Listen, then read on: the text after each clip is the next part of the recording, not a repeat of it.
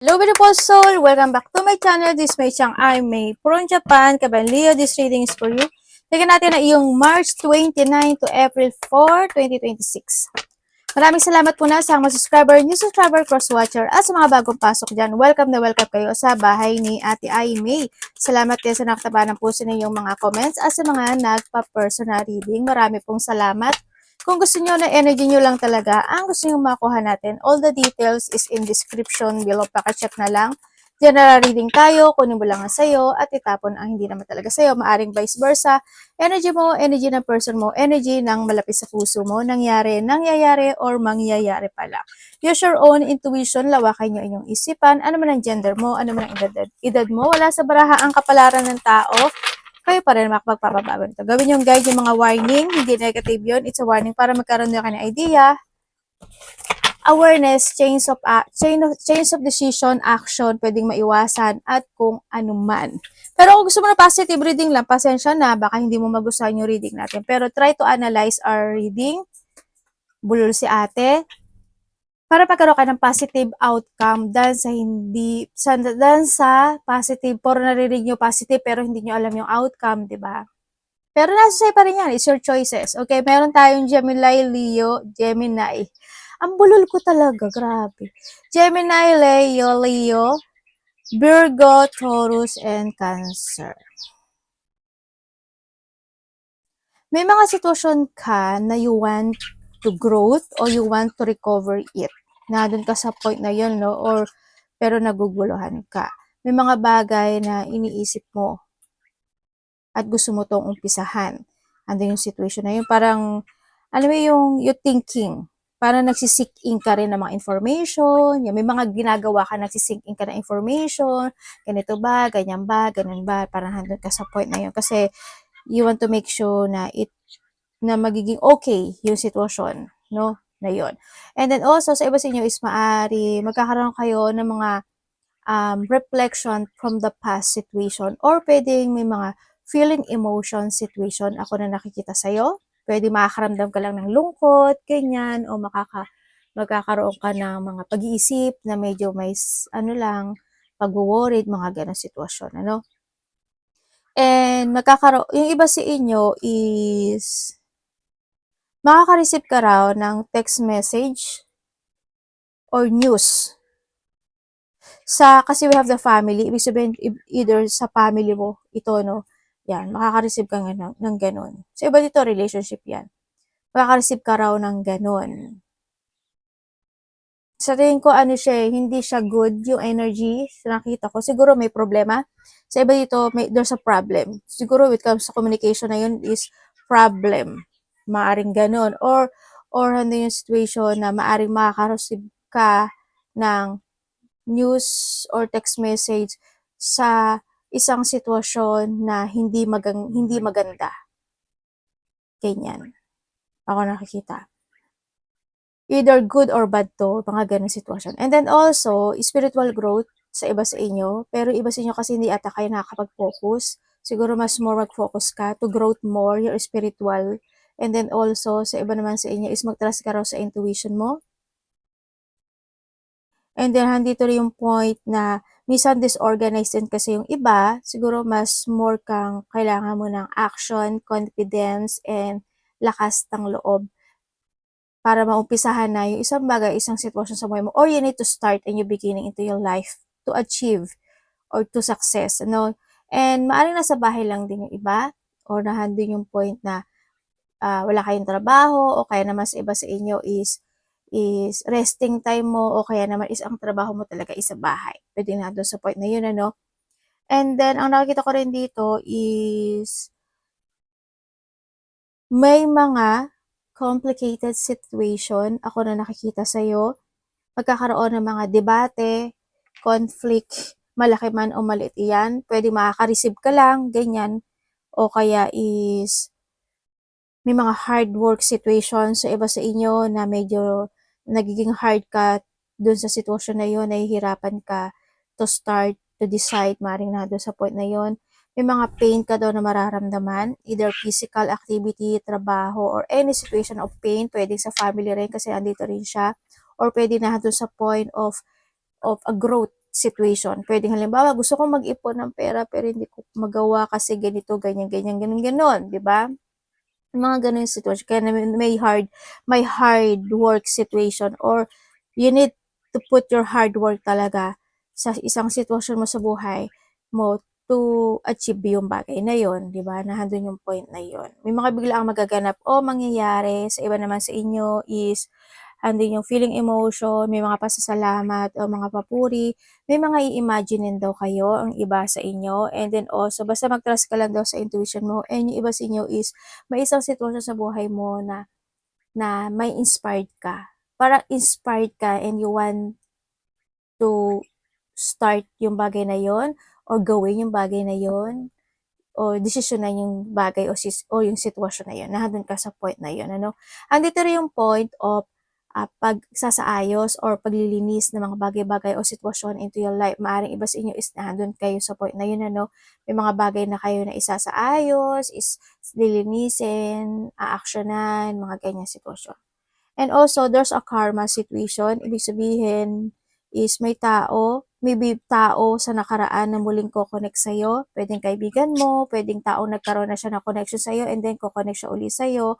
O kaya naman is, kung ano may karelasyon, mga ganon. And then also sa iba is, kung ano daw yung trabaho mo in the past, yun yung karma, yun yung good karma na darating sa'yo. Halimbawa, nagsipag ka sa nakaraan, di ba?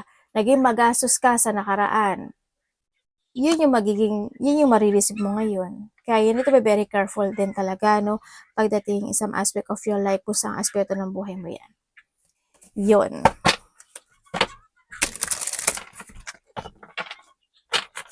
Okay, tingnan natin ang iyong energy. Energy ni Leo.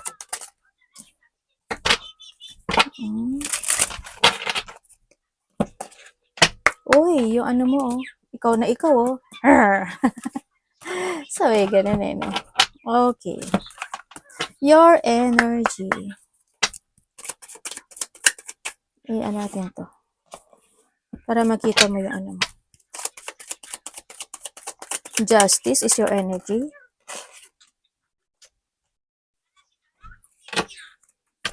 Ay, tama.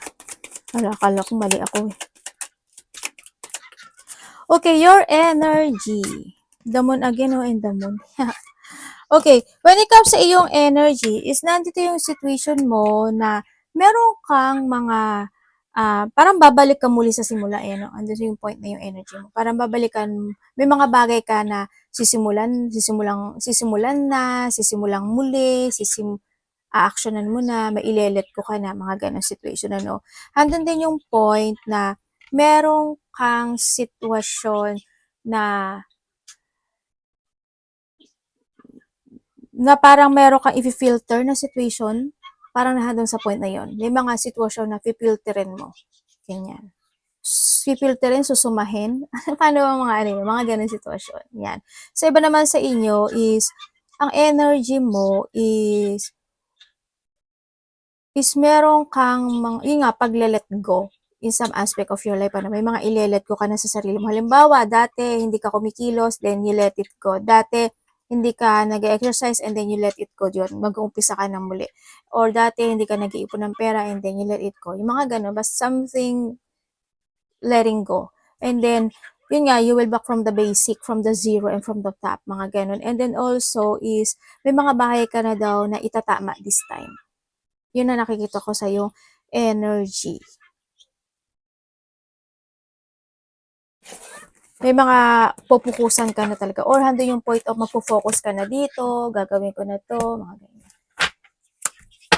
Magkakaroon na ng mga controlling situation dito sa sitwasyon. Anong parating kay Leo this week, universe?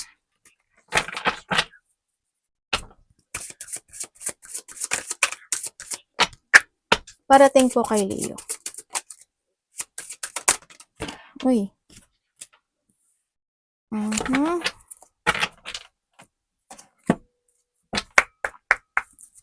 Ano po yun?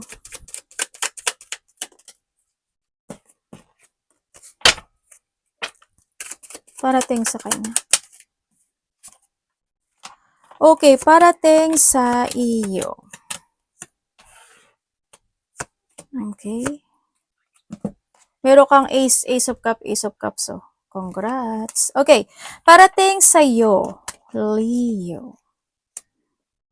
Parating sa iyo is, unahin muna natin yung good news, ano? Kasi alam ko naman na, alam naman kayo.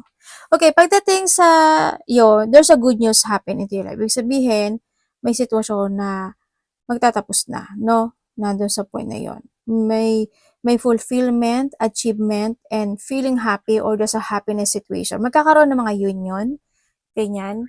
Ako nakikita sa iyo.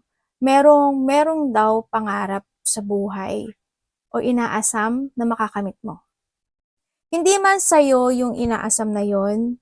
Halimbawa sa family, kasi we have the family rin. Handito rin si family rin. Kasi ano, yun na nakikita ko. Either sa family mo siya or sa'yo. Well, syempre, sa family mo, masaya ka doon kasi family mo sila, di ba? Yun, meron kang pangarap na matutupad or mangyayari siya. Ito. And then also, sa iba naman sa inyo is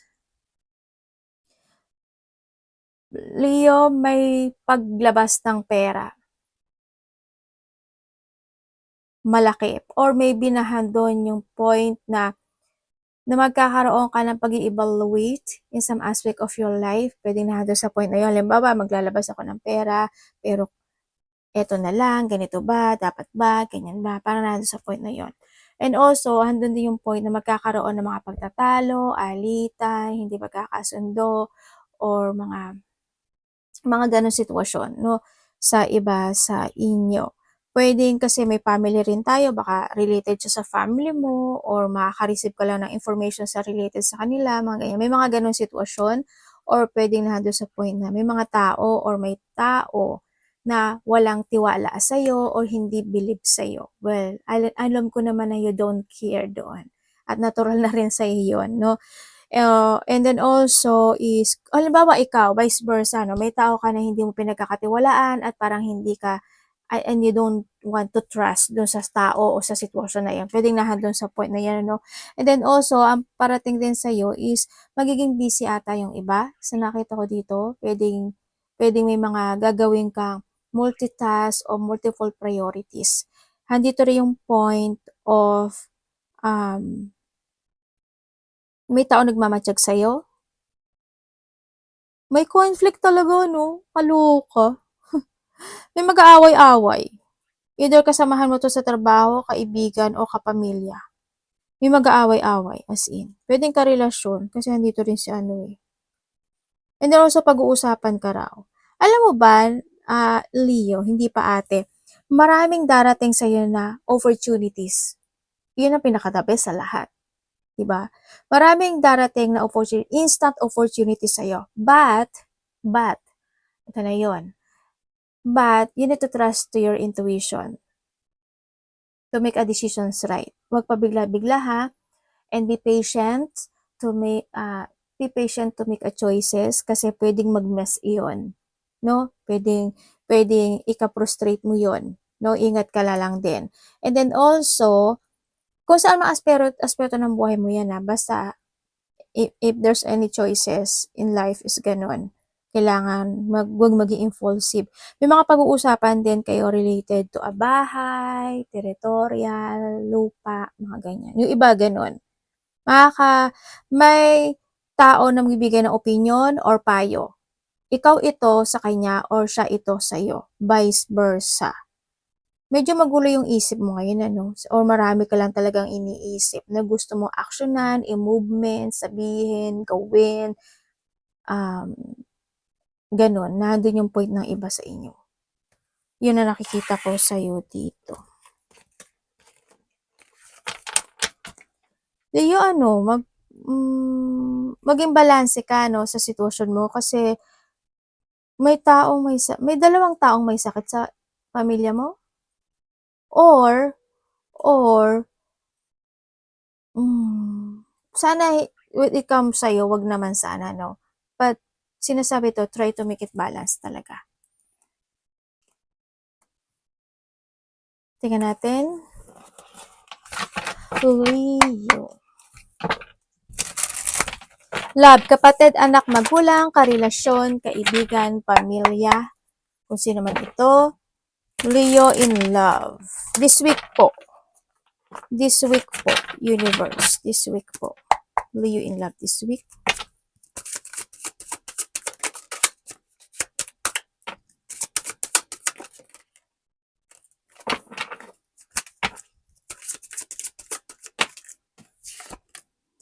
The Ace of Pentacles. And the Page of Wands. Universe this week. This week. Leo in love this week.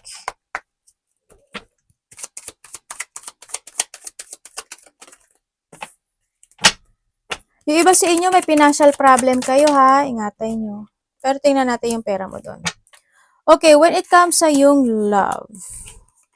Alam mo, may tao na maaring nakakausap mo na may gusto sa'yo. Nakakausap mo na to. Isa hanggang dalawa ang nakikita ko sa'yo dito, sa mga single dyan. Ano? This week, ang sabi di kasi dito, maaaring magkakaroon kayo ng communication nitong taon na to, this week. No? Or handun yung point na pwedeng dededmahin mo siya, o kaya gusto kanya kausapin pero hindi mo mapapansin, or dededmahin mo siya, or vice versa. Kasi this is a vice versa, ha? Yun. Pamilyado na ata to. Gusto mo to? Sabi ka na. Yes. Nagtanong mo no? Pero mag-ingat ka pa rin sa kanya. No? Basta mag-ingat ka sa kanya. Medyo ano kasi siya, magaling siya magsalita. May ano siya, strategy when it comes to communication. Or maybe this person is, hindi talaga siya totoo. Or pwede may karelasyon na siya, or may pamilya na to. Okay, kung kayo naman is nagkahiwalay, when it comes kasi dito, is magkakaroon kayo ng yung ganun din, yung mga nagkahiwalay dito is this time, alam mo ko sa mga nagkahiwalay, gusto ka nitong kausapin eh. Or maybe nandun yung point na nagiging ano ka, topic nila, no? Ng mga kausap niya o ng mga kasama niya or nung basta napag-uusapan ka nung kung sino may kasama niya. Ikaw, kayo, yung relasyon niyo or ikaw, yun ang nakikita ko dito. Pwede rin na magkaroon kayo ng communication. No? Ikaw ang kukonect sa kanya or siya ang kukonect. Pero alam mo, this connection is isa sa inyo still holding no? Dito sa sitwasyon na to. They want to try para maibalik muli yung connection kasi ang nasa isip niya o yung thinking niya nitong sitwasyon na ito, isuso niya pa na isa pang pagkakataon dito sa mga nagkahiwalay.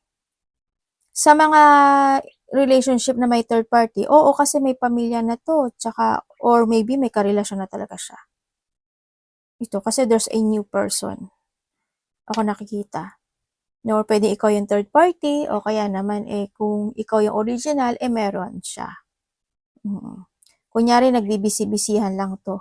Tapos, meron na palang iba. Diba? Kung wala naman third party, you value this person, you want to hold it, you try or you want to put effort pagdating dito sa connection kasi there's a love, no? Ando yung point na kaya mo siyang ipaglaban para sa pamilya mo, kaya mo ipaglaban para sa connection na ito. Andun din yung point na there's a passion when it comes in this connection, ano, you value this person or both of you, pareho kayo. Yun nga lang, hindi maalis kasi na isa sa inyo, there's a hiding feelings. Hindi ko alam yung hinahide, but something hiding when it comes in this connection. Pwedeng handun yung point na may mga bagay na hindi niya nasasabi sa'yo, or ikaw may mga bagay na hindi mo nasasabi sa kanya, pwedeng nahandun sa point na yun, di ba? Or maybe, nahandun yung point na when it comes in this connection is may tao na nagmamatsyag sa inyo kasi we have also the family connection, ano? Ako nakita, pwedeng isa sa kapamilya ng part mo o sa part niya, ganyan, nagkakaroon ng pagmamatsyag. Yun ang nakikita ko dito sa iyo. This week, ang nakikita ko, magkakaroon kayo ng pag-uusap nito, ang tao na to, ng connection mo. Hindi ko alam kung ano yung gagawin. Parang either may sasabihin, marami kang sasabihin, o marami sasabihin, or may magkakaroon ka ng mga traveling situation. Malayo man o malapit yan, ano. Pwede magkakaroon ng mga union, ganyan. O kaya is mga pupuntahan kayo, mga ganun sila, yung mga excitement, plan kayo na pag-uusapan, planong gagawin sa mga walang third party. Teka natin ang iyong money. Kamusta po yung money ni Leo this week? Pero yung nakita ko dito ha, dito ka sa sitwasyon mo yung sa money. Kamusta po yung money this week ni Leo? Leo, money. Money, trabaho to ba? Money, trabaho. Money, trabaho talaga, ate. Okay.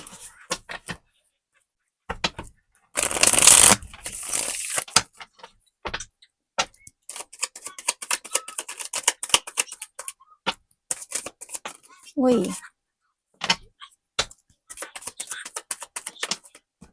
Okay, when it comes sa money mo, meron kang 6 of Pentacles, 3 of Pentacles, puro pera, oh. Pera, pera, pera, pera. Pera. Okay, when it comes sa money mo this week, sa money mo this week is, ang nakikita ko sa'yo dito is medyo magiging mabagal yung takbo ng kaperahan mo. Yun ang nakikita ko sa'yo, no? Yan. Pero, ang sinasabi dito is, kailangan mo daw magdesisyon na. Yun ang sinasabi. Kailangan mo na daw magdesisyon na.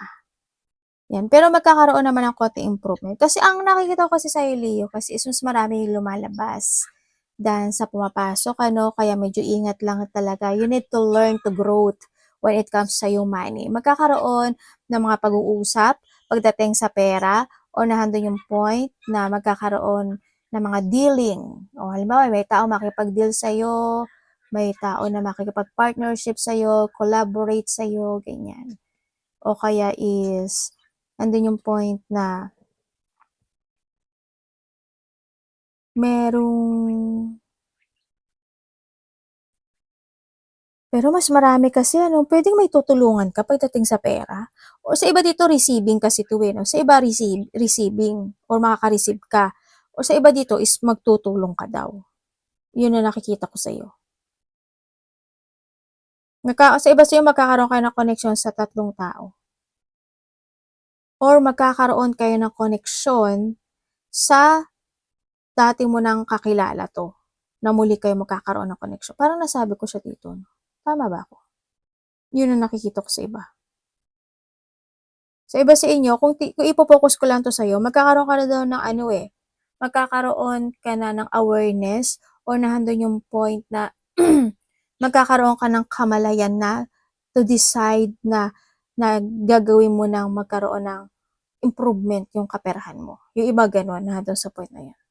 Mas gagawin mo maging balance na this time or nahandun yung point of magkakaroon ka na ng pag-iisip to decide para magkaroon ka ng stepping up or tumaas yung kaperahan mo this time. Nandun ka na sa point na yon. Kaya congrats, no? Yan. Magpo-focus ka na siguro. Saka mas more ka siguro magiging practical this time. Yan ang nakikita ko ha. Or you need to be practical more sa iba sa inyo. Focus, be practical, and effort lang talaga. Effort, no? And mas sabaan mo pa yung pasensya mo pagdating sa paggasta. Yan. Medyo equal lang dapat, no? Or balansehin mo lang talaga. Yun ang nakikita ko sa'yo dito. Arigato namaste, God bless.